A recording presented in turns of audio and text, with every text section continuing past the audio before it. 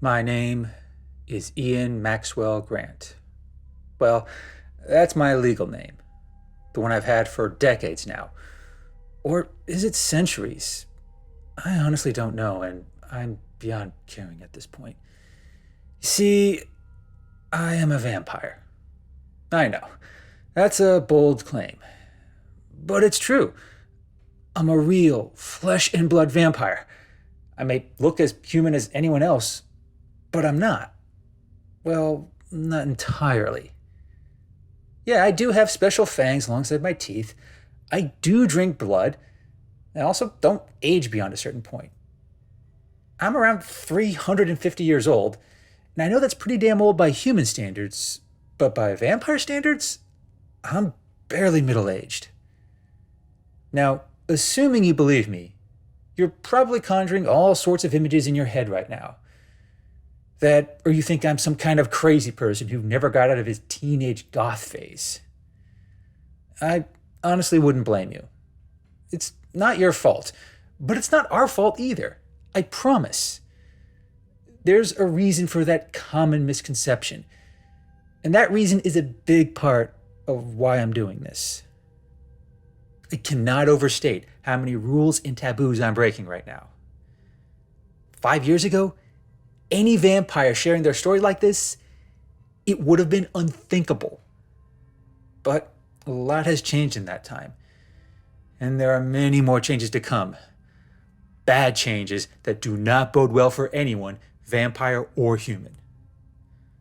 To understand the bigger picture, I'll have to give a brief overview of vampires. I'll also have to sift through centuries of myth, folklore, and teen romance novels that helped shape popular perceptions about vampires. For one, we do not sparkle. I'd like to get that out of the way. But we are nocturnal by nature. We always have been. That's not to say we burst into flames when exposed to sunlight. We're just a lot more susceptible to sunburns and skin lesions. There are valid, non-magical ways for us to protect ourselves, but by and large, we just prefer to do our activities at night. And yes, those activities do involve drinking blood. That is our most important source of sustenance. We can still eat other things. Most vampires actually enjoy a pizza, a beer, and a burger as much as the next human. But if we don't get enough blood, we die.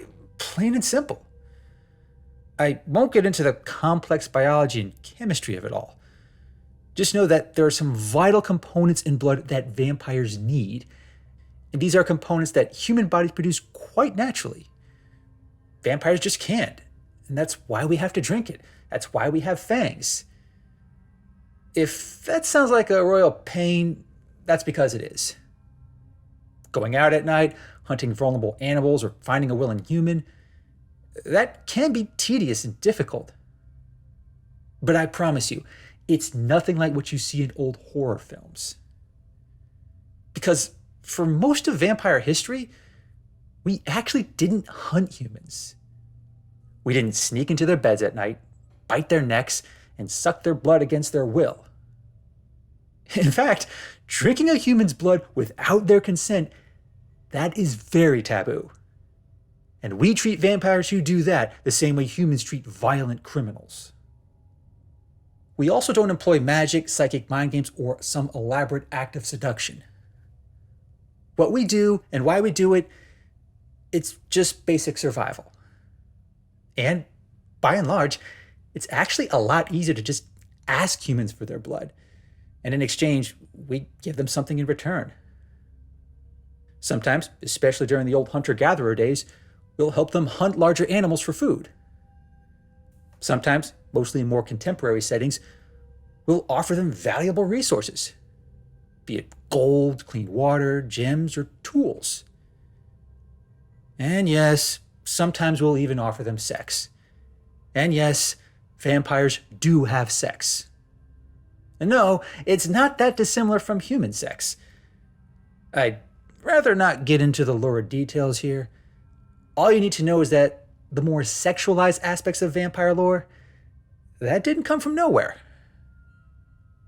However you might feel about that, just understand that vampires needed those incentives. Because we need a certain amount of blood to survive. Not getting enough wouldn't just leave us hungry or weak. It's genuinely painful. Just think of the most hungry and thirsty you have ever been. Then multiply that by a factor of 100. That's what it feels like when a vampire doesn't get enough blood. It's a hell of a burden and a never-ending struggle. But like anything in evolution, there are trade-offs. You see, vampires evolved alongside humans thousands of years ago. We like to say that humans may have evolved to dominate the day, but vampires evolved to dominate the night. We don't shapeshift or turn into bats or anything like that, but we are generally stronger, faster, and more agile than even the most capable human. That's another aspect of vampire legends that have some basis in fact. We also don't age like normal humans. Once we get to our 30s, we just sort of stop. Again, I don't know the science behind it. I've heard others say it's kind of like how a tortoise never ages beyond a certain point. But make no mistake, we are not immortal. There's no need for silver bullets, holy water, or crucifixes. Drop a building on us, and vampires die as readily as any human. There may very well be a limit to how old a vampire can get. I have personally known a few vampires who claim to be over 1,000 years old. They may or may not have been lying, but I've been a vampire long enough to know that it's possible. We also can get sick. While we are immune to most human diseases, there are a select few that can infect and kill us. I myself have had my share of ailments over the centuries, but we get over them the same way humans get over a bad cold or flu. And by and large, I don't consider myself all that remarkable relative to other vampires. And for most other vampires, well, their lives aren't exactly the stuff of myths and legends. We have families, friends, and communities. We have hopes, dreams, and ambitions beyond just drinking blood. And for much of our recorded history, we've always lived in these close-knit enclaves. We kind of have to, because due to other biological reasons I'd rather not get into, our birth rates have always been very low. And no, we don't reproduce by turning humans into vampires. That has never been a thing. We make vampires the same way humans make other humans. It just takes more effort on our part. That tends to work to our advantage. Vampires as a species have always relied on quality over quantity in terms of survival. We've never had to breed incessantly like humans. That's just one of many things that have set us apart as a species. But regardless of our discrepancies, we vampires were just content to live alongside humanity. You humans do your own human thing. We vampires do our own vampire thing. And yeah, we can certainly help each other along the way. And we definitely have. But it's also here where things get complicated between us. Remember that whole barter dynamic I described earlier? The one where vampires got blood from humans through simple voluntary exchange? Well, at some point along the way, somebody discovered that vampire blood actually has a lot of value. Whereas vampires need to drink blood to survive, when a human drinks vampire blood, the effects are much less basic. It really doesn't take much to induce those effects either. Once a human just has a drop in their system, they undergo this peculiar transformation. And trust me, it's a lot more disturbing than any gothic horror novel you've ever read. First, they experience this surge of energy, like a bucket of adrenaline gets dumped into their system. Then they get hot, physically hot to the point where they'll sweat in the middle of a blizzard. And if they happen to have any ailment, be it a cold, the flu, or the Ebola virus, they heal from it. It's kind of like the ultimate elixir. We've yet to find a human disease that our blood can't treat. Now, if it stopped there, then it wouldn't be much of an issue, but it doesn't. After just a few minutes of ingesting vampire blood, a human goes into this aggressive, psychotic state. They become belligerent, impulsive, and dangerous, willing to fight a full-grown grizzly bear on a whim. They also become sexually ravenous, if you know what I mean. There are real, documented stories of humans literally humping themselves to death after having too much vampire blood. Trust me, it's not as fun as it sounds. It is a dangerous experience. It always has been. But, if given very carefully, humans can enjoy the benefits of vampire blood. When money, sex, and other resources fail, our blood is our last currency. And it is not a stretch to say that it has helped us survive for as long as we have. The problem is, like anything else that intoxicates humans, it can be abused. And if used excessively, our blood turns humans into the worst versions of themselves. For some, it's a nightmare. For others, it's the ultimate power fantasy. And historically, those who know and value these effects will do anything to get it. So, if you're wondering why vampires stay hidden or why they don't integrate into society, that's the primary reason. There are plenty others, but that's the biggest. And don't get me wrong, we've tried. But time and again, the same story always plays out. Some vampires will try to be part of human society. Then humans find out what our blood does for them. In turn, humans start hunting vampires, seeking our blood and its many effects, forcing us to once again go into hiding. By the time I was born, most vampires gave up on living alongside humans openly. Remember all those medieval witch burnings you read about in school? Well, a lot of that came from humans hunting vampires. And because humans just love pinning themselves as heroes or victims, they made us out to be the monsters. I'm sorry. I don't mean to sound bitter. I know most humans aren't responsible for misguided myths or historic atrocities. I am so hungry. And I am running out of time. Something most vampires have never had to deal with. I wish I could reveal more. I wish I had time to recount the lengthy history of my kind, how they lived, loved, and survived for so long, or how they've managed to stay hidden from humanity. But I suppose some of the fault is our own. We vampires just waited too long, thinking things would never get this bad. I also waited too long, having ignored many warnings from my vampire brethren. You see, there had been these rumors going all the way back to the 1940s. Stories about vampires seeking a better way to get blood. Stories about humans seeking a way to unlock the power of vampire blood. But very little ever came from those efforts. Plenty of individuals, far smarter than me, said that these goals were just distant dreams. But it was the human efforts, your efforts, that proved far more ambitious. The seeds of that endeavor came during the AIDS crisis in the 1980s. That crisis, more than most, revealed the many inadequacies of human medicine. Scientists, advocates, and desperately ill people sought bold, radical treatments. And naturally, it wasn't long before the healing properties of vampire blood drew their interests. The effort started small. A handful of scientists who knew about vampires studied the disease-fighting properties of our blood. Some vampires even helped them. There was real hope that if we helped humans fight this new plague, then they'll help us with our efforts to create synthetic blood. But those hopes quickly became mired with frustrating complications. Sure, vampire blood could make quick work of any disease-causing virus. But those side effects I mentioned earlier were difficult to get around. And in sick patients, even those in the early stages of infection, those effects were almost always fatal.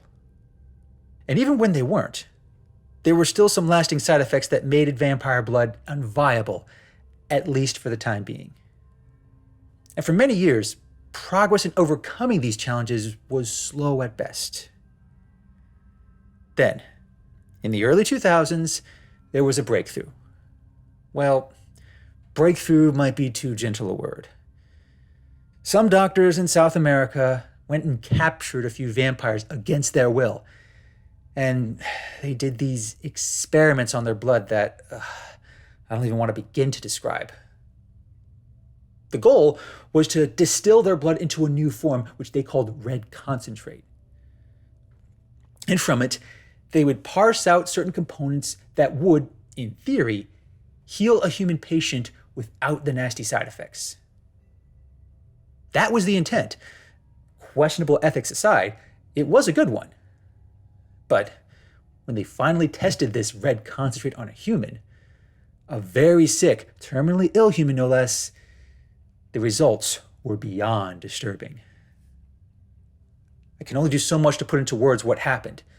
That fateful first patient, when he got a small dose of red concentrate, he went from this rail-thin man at death's door to this strong, imposing, unstable figure, the kind you would not want to cross paths with in a dark alley.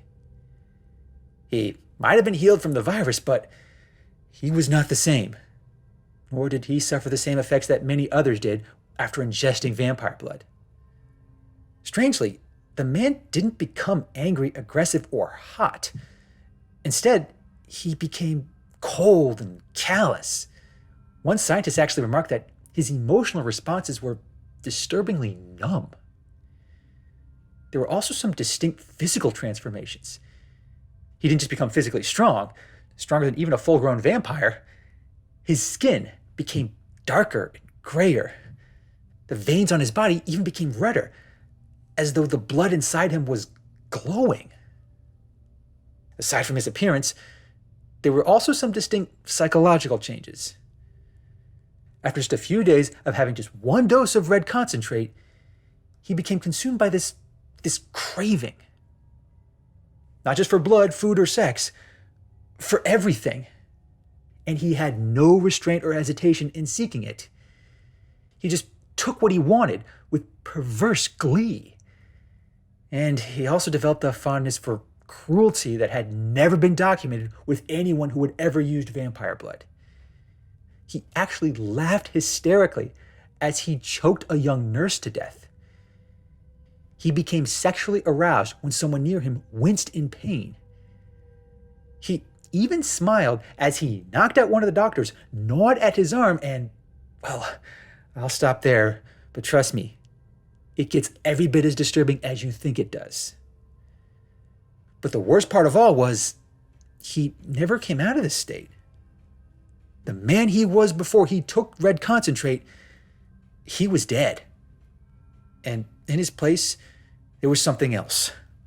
Something worse than any vampire or human. He wasn't like some ravenous animal or anything like that. He was fully coherent, fully aware, and very much in control of his faculties. He just chose to be this thing. If those doctors had been at all smart, they would have killed him on the spot. But no, they just had to keep him alive. They had to try and control what they'd created. I wish they had tried harder. Because this man, and I use that term loosely, eventually got bored with being studied. So, one day, he just decided to break out of his room, kill everyone in his path, and walk out the front door. One especially bold lab assistant tried to destroy him and the facility by setting it on fire. She was willing to give her life to stop that creature, but it was too late. For them and the vampires they held captive. Now, how do I know all this, you might ask? Well, it's simple. One of those vampires was me. And I was the only one to survive. I won't bore anyone with the details of how I escaped, or the terrible things I had to do just to get away. I'll just say that, by any measure, I should not be alive right now. But I'd hoped against all hope that the secrets of that place would never get out. I guess I hoped for too much. Because that first patient, he was not the last. Shortly after I got out, other labs started popping up all over the world. Small, privately run labs that hoped to replicate the results of the first experiment. I suspect the first patient helped organize this effort. He might have become a monster, but he was still distressingly sane. And he wanted more of that red concentrate. And since he was just so far gone at this point, he did not care what he had to do to get it. Now, this all transpired in the early 2000s. And in the years that followed, well, goes without saying that vampires and their blood became the most valuable asset on this planet. Others eventually became exposed to red concentrate, and in the process, it created more of these perverse creatures. Fast forward to today, factor in all the quote-unquote advancements those labs have made, and I don't even know if there are any vampires left. For all I know, I'm the last of my kind. These past couple of decades, they have been worse than anything we have ever faced as a species. The monsters those humans created, they've been hunting us down, putting us in cages, and using us for their sick endeavors. No matter where we are in the world, no matter how much we try to hide, they find us. They take us. And every vampire they catch, we never hear from them again. Maybe they're dead. Maybe they're in some sort of lab being harvested for blood like an animal. I don't know for sure, but I do know this. These monsters that crave vampire blood, it'll never be satisfied. Believe me, I know the power of hunger and thirst. I know what it does to those who remain unquenched. Desperation like that can bring out anyone's worst side. But these creatures of limitless cruelty, hunger, and lust, the worst is hard to even contemplate. I know at some point I have to come out of hiding. I have to feed. But should these monsters find me, should they drain me of my blood, that'll be it for vampires. And if those monsters have none of us left to satiate their desires, then it's only a matter of time before they turn on other humans. I am not ready for that. You humans, you're not ready for that either. But in the end, I suppose it's fitting. For centuries, you humans thought us vampires to be monsters. But in the end, you used us, and you used our blood to create the monsters you've always feared.